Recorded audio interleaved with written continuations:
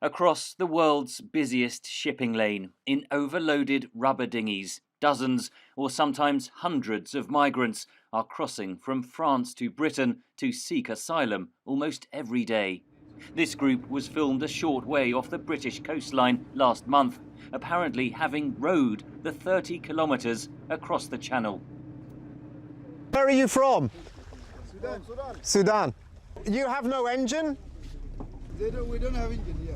You have enough water? You have something to drink? No. Yeah. No. We just have a water here. We took it and... The migrants come from many different countries in Africa, the Middle East and South Asia, most fleeing conflict or poverty. A record 430 people made the crossing in a single day last month. The total for 2021 so far stands at some 8,500, higher than the number for all of 2020. Speaking last month, Britain's Home Secretary said the government would take action to stop the migrants arriving.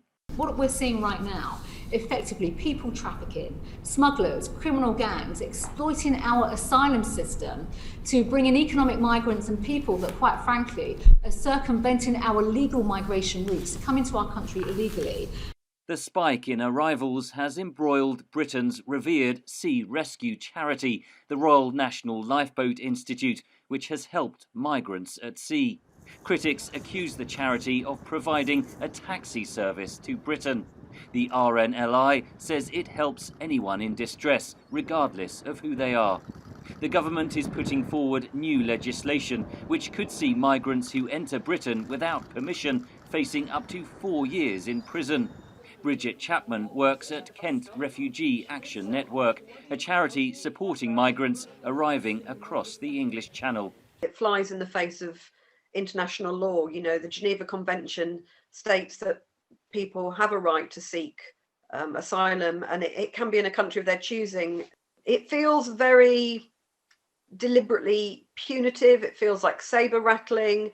It feels like a lot of tough talk to make people feel that the UK is not a welcoming place. The fact is that that's not going to stop people from coming.